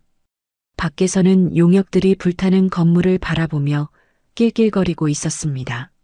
언제까지 버티려나? 부회장님한테 곧 좋은 소식 전해드릴 수 있겠네. 그들은 자신들의 운명이 곧 뒤바뀔 줄은 꿈에도 몰랐습니다. 옥상에 도착한 기철은 난간을 붙잡고 아래를 내려다보았습니다. 뜨거운 화염이 건물을 집어삼키고 있었고 그 너머로 용역들의 차량이 보였습니다. 차가운 사리와 뜨거운 불길이 동시에 그들을 포위하고 있었어요. 기철은 규빈의 손을 꽉 잡았습니다. 작고 마른 손이었지만 그 안에 정우의 온기가 남아있는 것만 같았죠. 버텨야 한다. 단 10분만이라도 버텨야 해. 저 멀리 어둠 틈새로 희미한 사이렌 소리가 스치듯 들려왔습니다. 과연 그 소리는 제 시간에 도착한 구원의 동아줄이었을까요? 아니면 죽음의 문턱에서 들려온 마지막 환청이었을까요? 옥상으로 대피한 세 사람은 가쁜 숨을 몰아쉬었습니다. 하지만 안도할 겨를도 없었죠. 발밑에 콘크리트 바닥이 뜨겁게 달아올라 있었거든요. 신발 밑창이 녹아내리는 것이 느껴졌습니다. 불길이 건물 전체를 집어삼키며 옥상까지 열기를 뿜어올리고 있었습니다. 숨을 쉴 때마다 뜨거운 공기가 폐를 데이는 것 같았어요. 그 시각 서울 도심 어딘가에서 영태는 행동대장으로부터 보고를 받고 있었습니다. 부회장님, 건물에 불이 붙었습니다. 안에서 아무도 안 나오고 있습니다. 영태의 입가에 비릿한 미소가 번졌습니다. 확인 사살 필요 없어. 혹시 기어 나오면 바로 잡아. 정신병원 구급차 대기시켜놨으니까. 알겠습니다. 행동대장은 부하들에게 고함쳤습니다. 입구 지켜. 한 놈도 빠져나가지 못하게 정신 똑바로 차려. 용역들은 연기가 자욱한 건물 출입구마다 촘촘하게 진을 쳤습니다. 완벽한 진퇴양난이었죠. 옥상에서 기철은 기침하는 규빈을 감싸 안으려 했습니다. 그런데 아이가 품에 안은 낡은 가방을 놓지 않는 것이 보였어요. 연기를 마셔 쿨럭거리면서도 가방 끈을 꽉 쥐고 있었거든요. 무거우니 버려라. 세상에 목숨보다 중요한 건 없어. 기철이 가방을 빼앗으려 했습니다. 하지만 규빈이 두 팔로 가방을 끌어안으며 고개를 세차게 저었습니다. 안 돼요. 이 노트북. 아빠 목숨값이에요. 아이의 목소리가 갈라졌습니다. 눈에 눈물이 그렁그렁 맺혔습니다. 5년 동안 모은 증거가 다 여기 있어요. 절대 못 버려요. 이거 없으면 아빠 원수 못 갚아요. 기철의 가슴이 찢어지는 것 같았습니다. 고작 10살짜리 아이가 죽음의 문턱에서도 아버지의 복수를 놓지 않고 있다니요. 알겠다. 가방 꼭 잡고 있어라. 기철이 아이를 꼭 끌어안았습니다. 정민이 옥상 한쪽에 있는 낡은 물탱크를 발견했습니다. 녹슨 철판으로 된 저수조였습니다. 정민은 쇠파이프로 탱크 하단을 힘껏 내리쳤습니다. 쾅! 쾅! 녹슨 철판이 찢어지며 물이 쌓아 쏟아져 나왔어요. 물이 뜨거운 바닥에 닿자 수증기가 피어올라 잠시나마 열기를 식혔습니다. 하지만 그것도 오래가지 못할 터였어요. 물이 다 빠지면 다시 화염의 열기가 덮칠 테니까요. 그때였습니다. 어둠을 뚫고 산 아래쪽에서 강력한 엔진 소리가 들려왔습니다. 얼핏 들어도 한두 대가 아니었죠. 뭐야? 경찰이야? 행동대장이 당황하여 뒤를 돌아보았습니다. 산길을 따라 강력한 서치라이트 불빛이 쏟아졌습니다. 눈이 멀 정도로 강렬한 빛이었습니다. 꼼짝 마. 서울지검 특수부다. 확성기 소리가 산을 울렸습니다. 민혁의 목소리였습니다. 검찰 수사관들과 경찰 특공대 차량 10여 대가 용역들의 포위망을 뚫고 들이닥쳤어요. 차문이 열리며 방탄조끼를 입은 수사관들이 우르르 쏟아져 나왔습니다. 용역들은 혼비백산하여 도망치려 했습니다. 하지만 이미 퇴로는 경찰차들로 완벽하게 차단되어 있었습니다. 산 위도 산 아래도 막혔어요. 전원 체포해. 한 놈도 놓치지 마. 민혁의 지시에 수사관들이 일사불란하게 움직였습니다. 아까 옥상으로 올라가려던 행동대장이 잽싸게 담을 넘으려 했지만 특공대원에게 뒷덜미를 잡혀 바닥에 내동댕이 쳐졌어요. 이거 내가 누군 줄 알아. 사내가 발악했지만 돌아온 건 차가운 수갑뿐이었죠. 뒤이어 소방차 사이렌 소리가 산을 뒤흔들었습니다. 소방대원들이 신속하게 화재 진압을 시작했어요. 굵은 호스에서 뿜어져 나온 물줄기가 불길을 덮쳤습니다. 치익 하는 소리와 함께 하얀 수증기가 하늘로 솟아올랐어요. 사다리차 한 대가 건물 옆에 멈춰선 후 소방대원이 사다리를 타고 올라왔습니다. 괜찮으십니까? 구조대입니다. 소방대원이 기철에게 손을 내밀었습니다. 하지만 기철은 고개를 저었습니다. 전 괜찮습니다. 애부터 구해주십시오. 기철이 규빈을 소방대원에게 넘겼습니다. 규빈이 가방을 꽉 안은 채 사다리차에 실렸습니다. 이어서 정민이 마지막으로 기철이 구조되었어요. 지상으로 내려온 세 사람은 서로를 바라보았습니다. 얼굴은 검게 그을려 있었고 옷은 찢어지고 타서 넝마가 되어 있었습니다. 하지만 모두 살았어요. 세 사람은 서로의 눈을 바라보며 안도의 숨을 내쉬었습니다. 살았다. 우리 모두 살았어. 민혁이 달려왔습니다.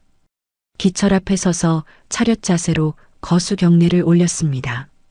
늦어서 죄송합니다, 회장님. 민혁의 시선이 기철 옆에 선 남자에게로 향했습니다. 그 순간 그의 표정이 굳었습니다. 마치 귀신이라도 본 듯 눈동자가 흔들렸죠. 최 비서? 정민이 고개를 끄덕였습니다. 민혁은 믿기지 않는다는 듯 떨리는 손을 뻗어 정민의 어깨를 잡았습니다. 자네, 진짜 살아 있었던 거야? 정민의 눈에서 참았던 눈물이 터졌습니다. 말이 나오지 않아 고개만 끄덕였어요. 민혁이 그제야 정민을 와락 끌어안았습니다. 이 자식아, 살아있으면 연락이라도 하지. 내가 얼마나. 두 남자가 서로의 등을 두드리며 오열했습니다. 정우가 맺어준 인연들이 다시 만난 순간이었습니다. 구급대원이 다가와 기철에게 산소 마스크를 씌우려 했습니다. 하지만 기철은 손사래를 쳤습니다. 난 병원에 갈 시간이 없다네. 회장님, 연기를 많이 마셨습니다. 검사라도 하셔야죠. 지금 몇 시냐? 기철이 물었습니다. 민혁이 시계를 확인했습니다. 아침 8시입니다. 주주총회 시작 1시간 전입니다. 기철의 눈이 번뜩였습니다. 그을린 얼굴을 손으로 대충 닦아내며 일어섰어요.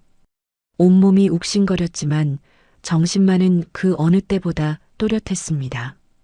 가자. 내 집에 불을 지르고 내 회사를 훔치려는 도둑놈을 잡으러. 민혁이 기철의 앞을 막았습니다. 이 꼴로 가시게요? 병원부터 가셔야 합니다. 최소한 응급치료라도 받으세요. 기철은 고개를 저었습니다. 아니, 이 모습 그대로 가야 하네. 내가 겪은 지옥을 주주들에게 똑똑히 보여줘야지. 말로 하면 누가 믿겠나. 기철이 규빈에게 손을 내밀자 아이는 말없이 그 손을 잡았습니다. 규빈아, 무서우냐? 규빈이 고개를 저었습니다. 검게 그을린 얼굴에서 새하얀 이가 드러났어요. 아니요. 할아버지랑 있으면 하나도 안 무서워요. 기철은 정민에게도 말했습니다. 자네도 함께 가세. 가서 정우의 억울함을 풀어줘야지. 5년 동안 죽은 자 취급받으며 이 지옥에서 버틴 이유가 뭔가? 바로 오늘을 위해서 아니었나? 정민의 눈에 눈물이 맺혔습니다. 고개를 깊이 숙였습니다. 네, 회장님. 같이 가겠습니다. 경찰의 호의를 받으며 세 사람이 검찰 차량에 탑승했습니다. 차량 행렬이 사이렌을 울리며 대한건설 본사를 향해 질주하기 시작했어요. 차 안에서 기철은 옆자리에서 곤히 잠든 규빈을 바라보았습니다. 아이의 손이 여전히 가방 끈을 꽉 쥐고 있었습니다. 그리고 낡은 후드 주머니가 불룩했습니다. 그 안에 500원짜리 동전이 있을 터였죠. 내 목숨을 구한 500원. 그리고 500억보다 귀한 내 진짜 가족. 기철은 아이의 이마에 묻은 검댕이를 조심스럽게 닦아주었습니다. 아이의 잠든 얼굴이 정우와 너무 닮아 있었습니다. 코를 살짝 찡긋거리며 자는 모습까지. 창밖으로 동이 터오고 있었습니다. 붉은 아침 해가 산 너머로 떠올랐습니다. 어둠이 물러가고 진실이 밝혀질 시간이 다가오고 있었습니다. 대한건설 본사 대강당. 임시 주주총회장은 팽팽한 긴장감으로 가득했습니다. 수백 명의 주주와 이사들이 자리를 채우고 있었고 벽면에는 대형 스크린이 설치되어 있었죠. 단상 위에는 영태가 말끔한 정장 차림으로 서 있었습니다. 맞춤 양복에 금색 커프스 버튼, 반짝이는 구두. 모든 것이 완벽했습니다. 승리를 확신한 자의 여유가 그의 얼굴에 가득했어요. 영태는 슬픈 표정을 연기하며 마이크를 잡았습니다. 목소리에 떨림까지 섞어 넣었습니다. 눈가에 눈물까지 글썽거렸죠. 존경하는 주주 여러분, 형님. 아니, 한기철 회장님은 현재 심각한 알츠하이머를 앓고 계십니다. 대형 스크린에 영상이 재생되었습니다. 기철이 흉가 주변을 배회하는 모습, 새벽에 혼자 집을 나서는 모습, 허공에 대고 중얼거리는 모습까지 모두 악의적으로 편집된 영상이었습니다. 거기에 조작된 알츠하이머 진단서까지 함께 띄워졌습니다. 주주들 사이에서 웅성거림이 퍼져나갔어요. 저러니까 회사가 휘청거리지. 분위기가 영태 쪽으로 기울고 있었습니다. 그의 입꼬리가 살짝 올라갔어요. 모든 것이 계획대로 흘러갔죠.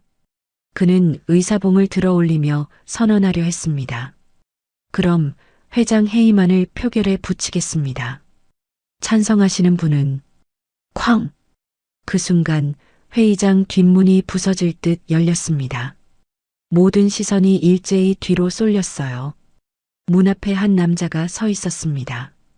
흙먼지와 그을음으로 뒤범벅된 옷, 찢어진 바지, 한쪽만 신은 구두, 헝클어져 엉겨붙은 머리카락. 얼굴에는 검댕이가 묻어 있었고 여기저기 상처가 나 있었습니다. 하지만 그 눈빛만은 살아 있었어요. 아니, 그 어느 때보다 강렬하게 불타오르고 있었죠. 기철이었습니다. 누구 맘대로 날 해임해. 사자우 같은 고함이 강당을 울렸습니다. 수백 명의 주주들이 숨을 죽였습니다. 영태의 얼굴이 하얗게 질린 채 의사봉을 든 손이 덜덜 떨렸습니다. 귀신을 본 사람처럼 뒷걸음질 쳤어요. 형님? 어떻게? 기철은 대답하지 않았습니다.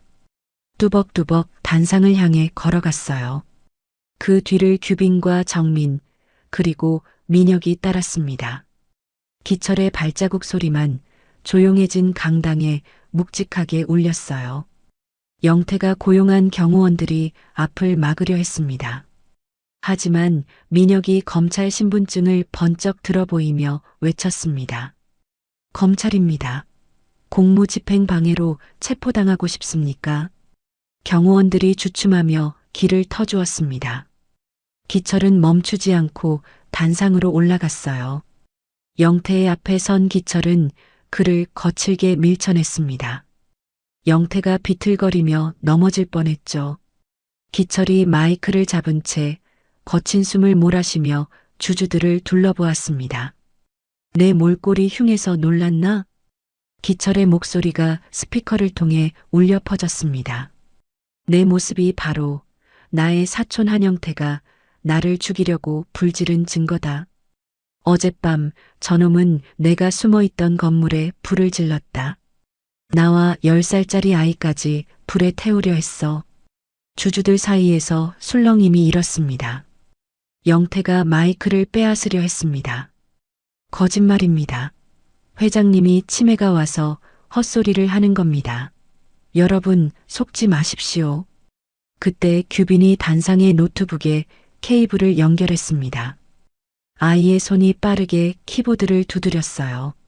증거 여기 있어요. 대형 스크린의 화면이 바뀌었습니다. 영태의 조작된 영상 대신 다른 자료가 재생되기 시작했습니다. 흉가 지하 벙커에서 확보한 비자금 장부가 화면을 채웠습니다. 스위스 비밀 계좌 번호, 페이퍼 컴퍼니 명단, 5년간의 횡령 내역이 숫자로 줄줄이 흘러내렸죠. 그리고 녹음 파일이 재생되었습니다. 노정우 차 브레이크, 확실하게 손봤지? 영태의 목소리였습니다. 강당 전체가 얼어붙었습니다. 걔가 죽으면 모든 게 끝나. 수고비는 넉넉히 챙겨줄 테니까. 스피커를 통해 흘러나오는 영태의 육성이 강당을 가득 채웠습니다. 주주들의 표정이 경악으로 물들었어요. 살인자. 누군가 소리쳤습니다. 배임 횡령범. 야유가 쏟아졌습니다. 방금 전까지 영태 편을 들던 이사들이 슬금슬금 자리에서 일어나 거리를 두기 시작했죠. 쥐들이 침몰하는 배에서 도망치듯 재빠른 몸놀림이었습니다. 영태는 사색이 되어 도망치려 했습니다. 단상을 내려가 뒷문으로 향하려는 순간 정민이 다리를 걸었습니다. 퍽! 영태가 바닥에 나뒹굴었습니다. 말끔했던 맞춤 양복이 구겨지고 금색 커프스 버튼이 바닥에 뒹굴었습니다. 정민이 그를 내려다보며 말했습니다. 노정우 전무님 몫이다. 5년 동안 품어왔던 복수의 한마디였습니다. 민혁이 다가와 쓰러진 영태의 손목에 수갑을 채웠습니다. 한영태 씨, 살인 교사 및 특정경제범죄 가중처벌법 위반 혐의로 체포합니다. 당신은 묵비권을 행사할 수 있으며 수갑이 채워지는 순간 영태의 눈빛이 흔들렸습니다. 궁지에 몰리자 그가 기철의 바짓가랑이를 붙잡고 매달렸습니다. 형님, 한 번만 봐주세요. 제가 잠시 미쳤었나 봅니다. 기철은 차가운 눈으로 영태를 내려다보았습니다. 그리고 매몰차게 발을 빼며 뒤돌아섰어요. 내 사촌 동생은 5년 전에 죽었다. 죗값 달게 받아라. 기철의 목소리가 서늘하게 꽂혔습니다. 영태가 절규하며 수사관들에게 끌려나가자 강당에 정막이 흘렀습니다. 기철이 다시 마이크를 잡고 주주들을 향해 깊이 허리를 숙였습니다. 제 불찰로 회사에 큰 혼란을 드렸습니다. 진심으로 사과드립니다. 그리고 규빈을 앞으로 불렀습니다. 그을린 얼굴에 10살짜리 아이가 기철 옆에 섰어요. 이 아이는 억울하게 죽은 제 후계자 노정우 전무의 아들 노규빈입니다. 5년 전 정우는 횡령범이 아니라 진짜 횡령범을 잡으려다 목숨을 잃었습니다. 이 아이가 아버지의 누명을 벗기기 위해 5년을 버텨왔습니다. 우레와 같은 박수가 쏟아졌습니다. 규빈이 수줍게 고개를 숙였습니다. 기철은 경영 정상화를 약속하며 회의장을 나섰습니다. 며칠이 지났습니다. 평온을 되찾은 기철의 대저택 거실에는 규빈의 장난감과 책들이 가득했습니다. 금자 여사는 콧노래를 부르며 밥상을 차렸고 정민은 말끔한 정장을 입고 비서실장으로 복귀했어요. 민혁은 영태의 기소를 마무리하고 정우의 묘소에 꽃을 바쳤죠. 어느 화창한 오후 회사 옥상 정원 벤치에서 기철과 규빈이 나란히 앉아 아이스크림을 먹고 있었습니다. 따스한 햇살이 두 사람을 비추었어요. 규빈이 주머니에서 그 500원짜리 동전을 꺼내 햇살에 비춰보았습니다. 은빛 동전이 반짝반짝 빛났습니다. 할아버지, 솔직히 말해보세요. 규빈이 장난기 어린 눈으로 기철을 올려다보았습니다. 그때 이 500원으로 퉁치려고 하셨죠? 기철이 껄껄 웃으며 규빈의 머리를 쓰다듬었습니다. 검버섯이 핀 손등, 굵어진 손마디. 하지만 그 손길은 한없이 따뜻했습니다. 이 녀석아, 그건 그냥 500원이 아니라 가족이 되는 입장료였다. 기철이 규빈을 바라보았습니다. 정우의 눈을 닮은 그 맑은 눈이 햇살을 받아 빛나고 있었어요. 세상에서 제일 비싼 입장료지. 돈으로는 절대 살 수 없는 거야.